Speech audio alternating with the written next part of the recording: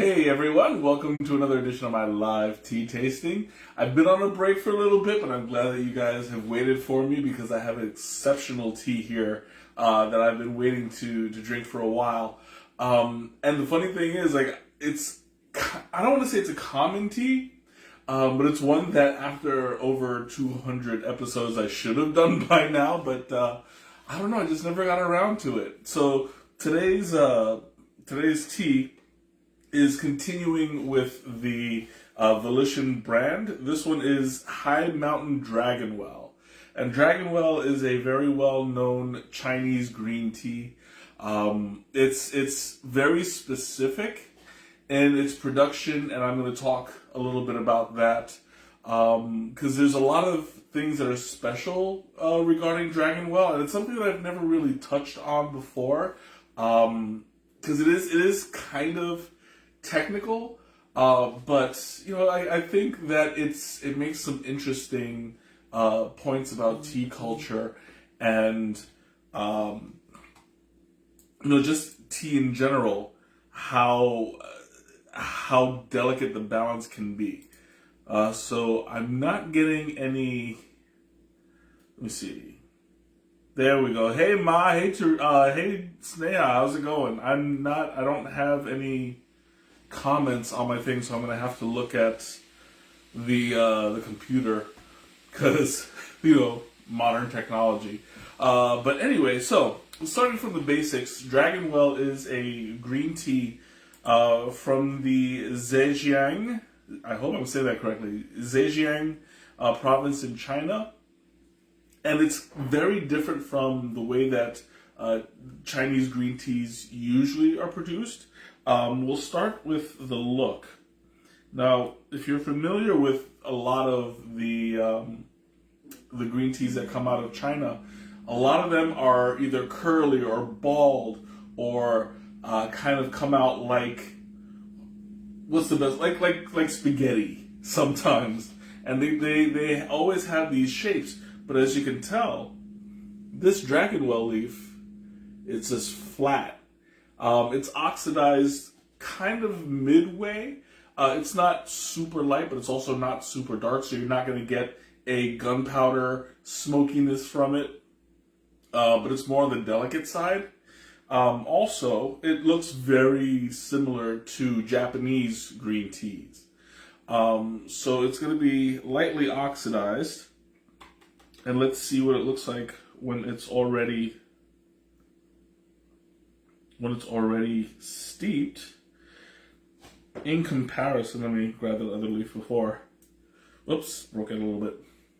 So you see how it's all flat and straight edged. Who'd have thought that it's actually it's got the two leaves and a bud in it. See, you open it up.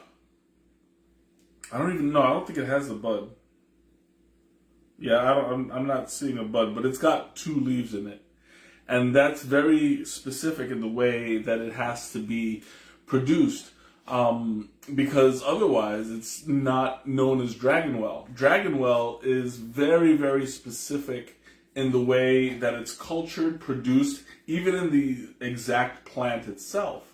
The Dragonwell tea is a clone of the original Dragonwell tea that's been cloned from again and again and again for decades. So this is the exact same plant with all the exact same genetics in it that the original Dragonwell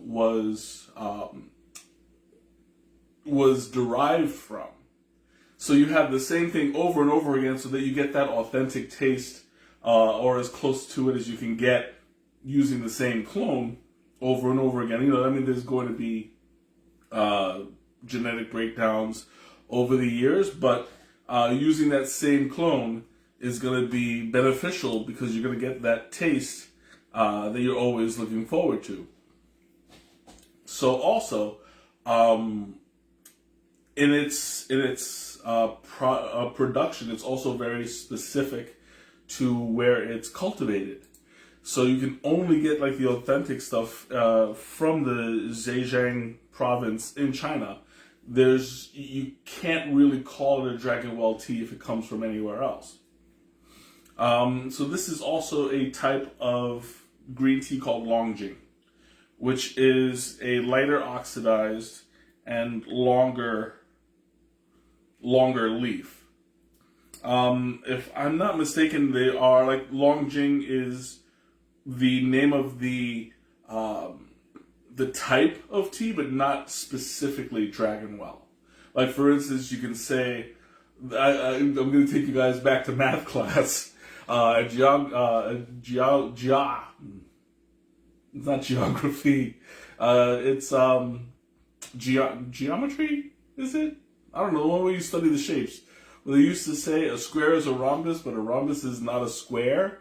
That's where you get that distinction, because there's certain kinds of Longjings that are Longjings, but not all Longjings are Dragonwell. So that being said, we'll go ahead and start to sample this tea itself. Now you've already seen what this what it looks like when it's dry. So let's see what it smells like. It's very clean. It's very vegetal. It's pretty sweet. It doesn't have like that smokiness that other green teas from China have. You get a nice, soft, silky aroma from it, and when it translates into the liqueur, it smells kind of salty and buttery, vegetal, little hints of like apricot. So it's gonna. I'm expecting it to be a little bit on the sweeter side. Now I haven't drank this particular one yet, but I'm very much looking forward to it because I haven't had a Dragonwell in quite some time. As you can see, also the liqueur is very, very clear. You can practically see right through it. There's very little sediment, if any. Like I can't tell if that's dustings or if that's excuse me. Or if that's little micro scratches on the surface of the cup. But if I look at the bottom of it, where it usually gathers, there's not a whole lot of sediment, if any. But I'm gonna know that later on after it takes time to settle as I drink the tea itself. So without any further ado, I'm gonna go ahead and take my first sip.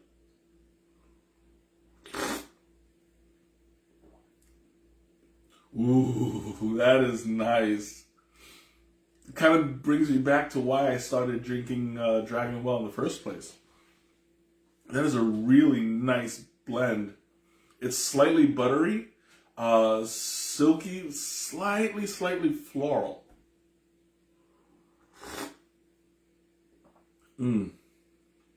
It's a little bit astringent, but that can't be helped a lot of the time with delicate green teas.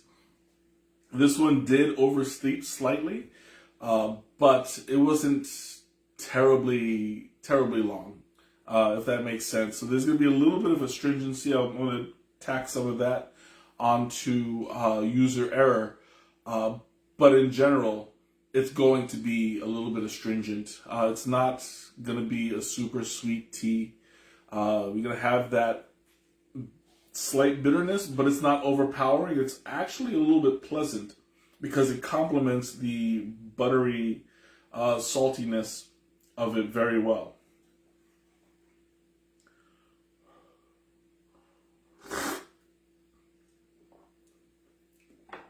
And the thing about this is, like, there's a very, very minimal mouthfeel. It's a little bit silky, not thick at all. It's very liquidy, very watery, but not in taste. There is like a slight texture to it,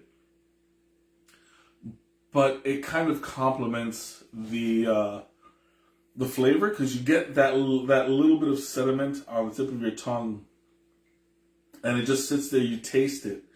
It's a mid to slow burn, and it stays with you a while. I'm really enjoying it. I keep fighting myself from drinking it because it's like I'm gonna drink way too fast. Mm. Oh, but that is delicious. Now, because this is a green tea, it is caffeinated. It's gonna be like a mid to moderate caffeine. Um, I mean, I don't specifically look for caffeine when I drink my teas, but it is something to think about as you sample, because some people are just highly sensitive to it, or just not even highly sensitive, just sensitive enough to let it stick with you for longer than it should. But that being said, it's not going to be like the kind that'll give you jitters. It's going to be more of a slow disbursement of energy. So if you're sensitive, you can probably drink it up to the afternoon, but that would be like I wouldn't push it too far more than that. Now, this is one of those kinds of teas that I would not recommend blending with anything, because you're gonna miss out. There's a kind of element to the green tea that because of its status as a Dragonwell, you're going to want to respect it. At least in my opinion, you can do whatever you want, but this is just me speaking from the heart. Dragonwell is one of those unique teas that is so well honored, and they put so much time and effort into making it perfect that I feel it would be disrespectful to use it in a blend, or to flavor it in any way. But do what you like. Tea is very very, so what is it? What's the word? I don't know. It's very personal. I just brain farted there. It's a very personal experience. So I can recommend day in, day out, but I won't judge you for putting sugar in it if you need it. So yeah, this is. That being said, the blend itself is very, very nice. It's very smooth. It's low on the vegetal taste. It's not like grassy, or it's not super strong. It's not smoky at all. You get that nice smooth with notes of like honey and notes of apricot in it. And it just sits on your mouth, and you look for that sweetness, that comes forth and just sits there on your tongue. I'm looking for it now, and I think I might have I might have digested it all. But that being said, I might as well go ahead and do my Thomas taste. So here we go. I gotta take my breath.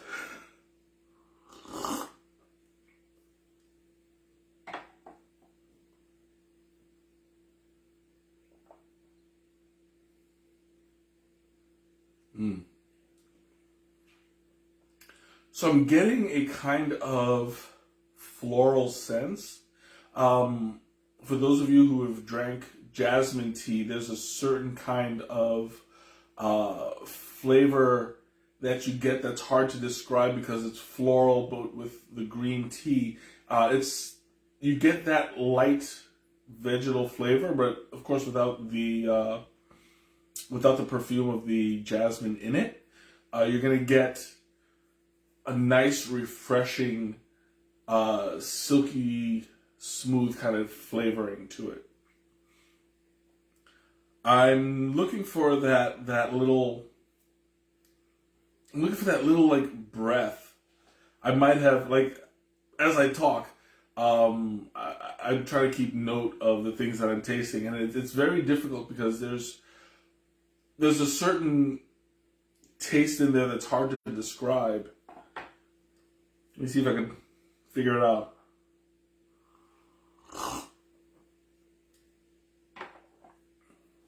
It's kind of like a bitter cream. It's very nice. But I'm starting to find that as it cools down, it's getting a little bit more astringent. And right now it's like settling on the back of my throat. There's a bit of it's a bit of a bitterness. That's it. Again, it's not overpowering. It's not strong. It's just there. And I know that Snea is very sensitive to bitterness. So, what was this? The tea sounds exotic. I mean, depends on where you're from, because it's pretty common. You can get it in a lot of places. But in a sense, yeah, it is exotic because it's very specialized to a specific part of the world. You know, very, very specific to where it is in China. So, yeah, it's gonna be exotic. Like a sour cream. Yeah, I would say sour cream, but without the texture and without the overtness of it. It's a very, very light tasting sour cream, if that makes sense. Because sour cream has a very distinct and profound flavor to it, not to mention the texture.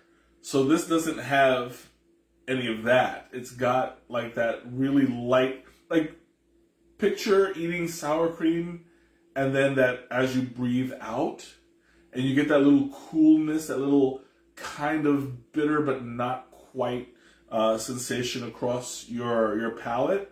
That's what it is.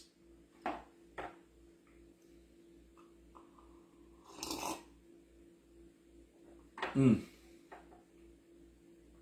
I love the way that it kind of sits on my chest. I haven't had a green tea in a while now that I think about it. I think the last time I had a green tea was last month.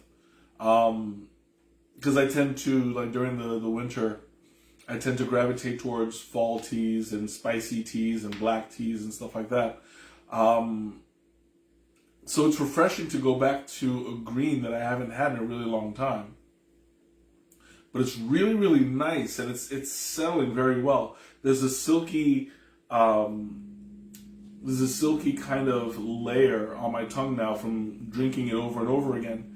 The very light sediment that's in there is now settling on my tongue, and it's kind of ever present as I speak, because I'm still tasting it pretty strongly as time goes on.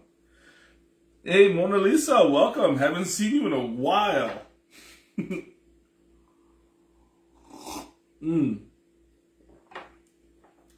So I'm getting like this kind of. I like the creaminess of it. Like the creaminess is starting to get stronger as it cools down, along with the bitterness. But the creaminess is hiding it very well.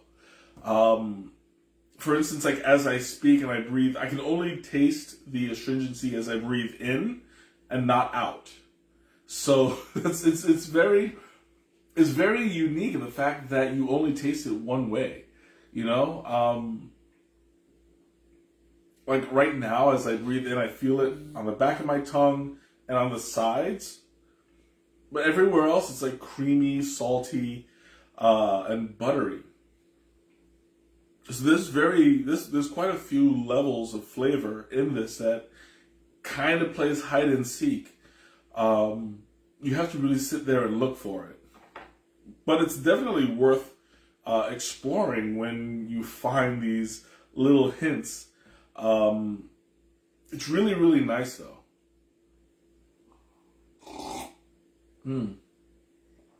I kind of want to I kind of want to cheat a little bit and put some milk in here, and just to see how that would enhance. I'm not going to do it because, again, like I said, it feels disrespectful to just to me. But I feel like the what I don't get about green tea is the sour taste. Well, yeah, because I mean, it's not for everybody. It can be an acquired taste, but that's part of my joy. Because I didn't like green teas either until I learned how to appreciate it. But once you've acquired that taste, it's really good, really beneficial. And that's why when I got you that variety set, there's a lot of them that are flavored, so it helps you adapt to them. And I believe Dragonwell is one of them that's in there as also. So I would suggest, if you haven't gotten to it yet, work your way up to it. That should be one of the later teas that you drink, so that you've already acquired the taste for it. You don't lose the appreciation for it. Mona Lisa says you love teas, and that's why we're here. We all love teas. It's amazing, you know, and I'm glad that you were able to come back, because I haven't seen you in a long time. And it's good to welcome old faces. Snea says, do it. I'm not going to do it. I'm not going to fall to peer pressure.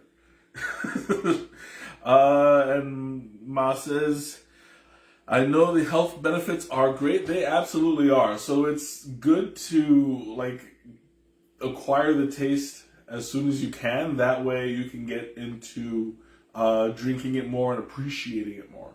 It's definitely worth getting into.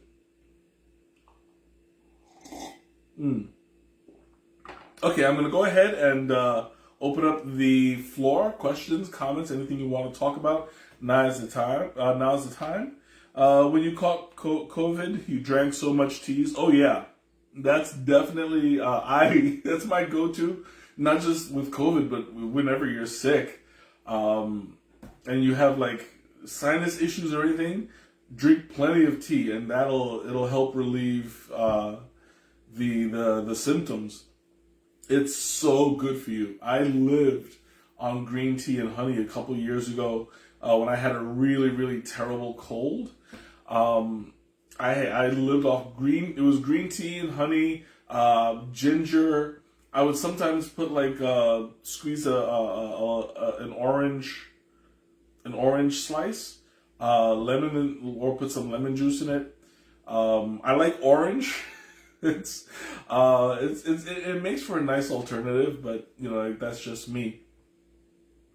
I don't know why squeezing a lemon into tea got more popular than orange or even lime. You'd think, tea with lemon, great. But orange and lime are also, they're so similar to it. I don't know why that didn't catch on. Must be like a culture thing. I don't know. That's something I'll have to talk with some of my peers just to see where that came from, because I'm sure somebody's got to know something.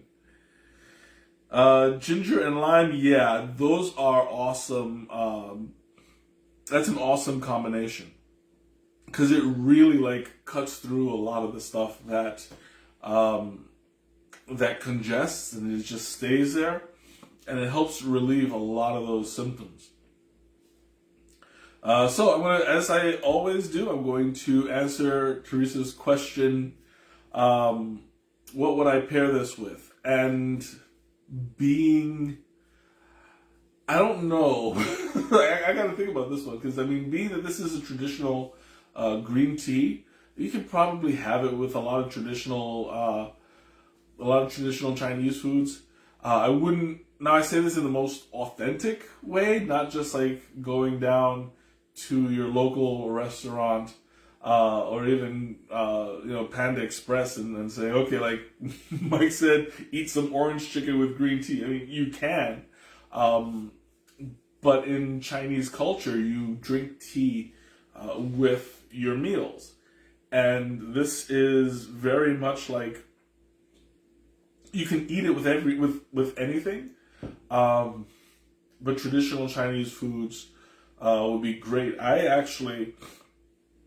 haven't done it in a while. I was just talking about doing this later, but I haven't infused tea with into rice in a really long time, and I'm kind of in the mood to do it. I used to do that with green teas all the time. Like getting jasmine or what was it? It was Thai chai. It was one of my favorites because it gave the rice a nice smoky, sweet coconut kind of flavor to it. It was excellent. I highly recommend, if you get the chance, do it. It comes out really, really nice. But I wouldn't infuse this. Well, I mean, like, I guess you could. But again, like, I'm feeling like this should be traditional. This should be treated with a modicum of respect, and just enjoy it on its own. But it's always nice to experiment. Mike, when you go to a Chinese restaurant, how is the tea they serve? That depends on which restaurant. A lot of places that I go to, they just throw a bit of jasmine tea into it and give you the whole pot to pour out. They don't decant, and in my opinion, that's a big no-no.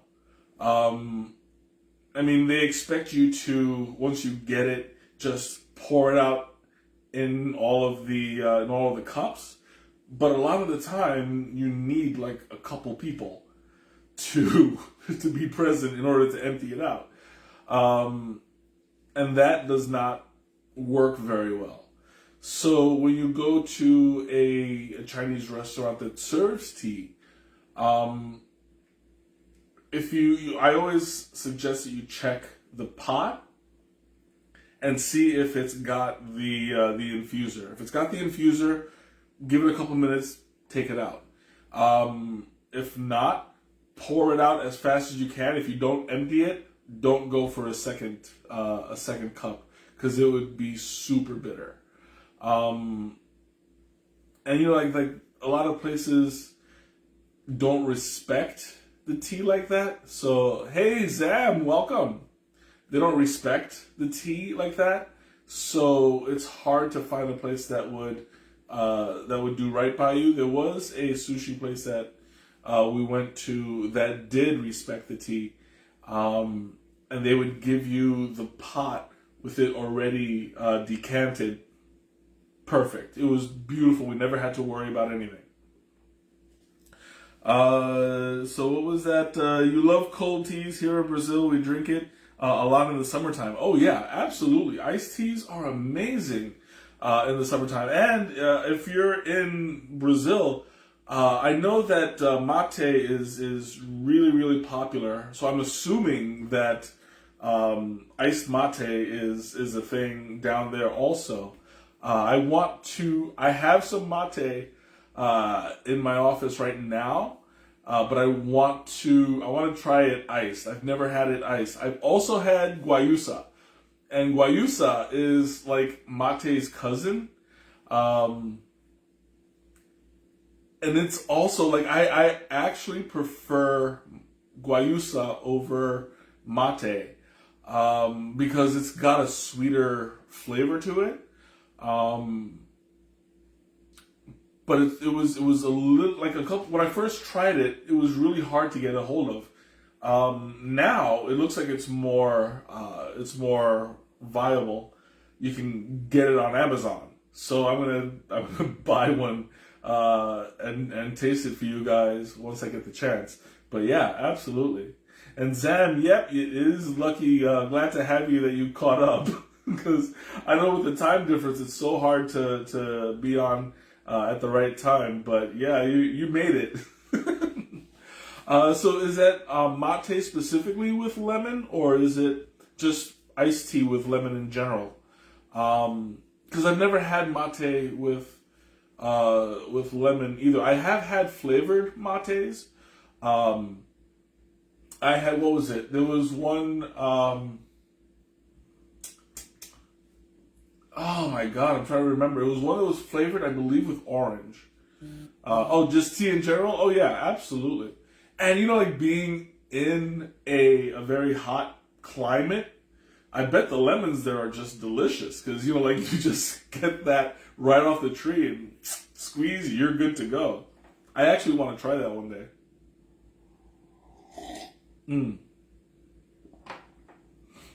Oh, that's so good.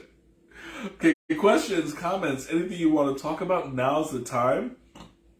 It's 8:30 now, but I'll wait a little bit longer because we're getting a really good conversation going, and this is what I thrive on. And you know, I'm always about keeping it going. You know, like who cares about the time? We're having fun, you know. Oh, it's so good.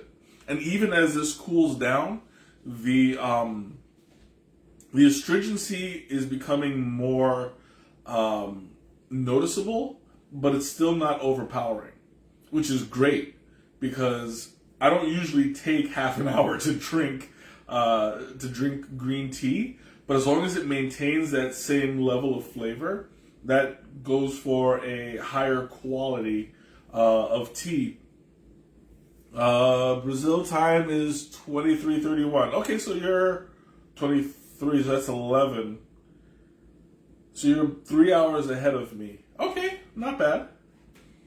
So you're staying up late just to see me. I appreciate that. Actually, I have no idea what time you go to bed, so this could be normal for you.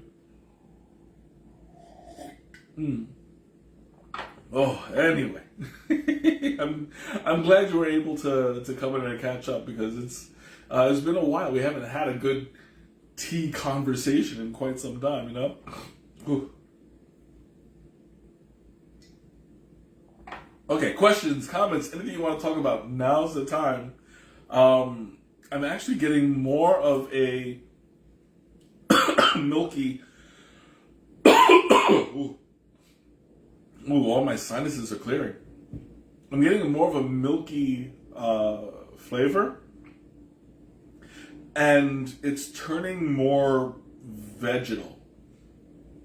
Like the coolness is revealing like a heavier grass, salty grass flavor. The creaminess is still there, but it's reduced a little bit. Ooh, that's nice. Oh man, I am getting stuffed. So, with that, I'm going to go ahead and sign off. Thank you all for joining me. This has been an amazing tea. I will post the link in the description. So until next time, I hope you guys can join me, and I will be finishing off the Volition tea set that I have. I don't even remember what the fourth one was. But thank you all for joining me, and I will see you later. Have a good one.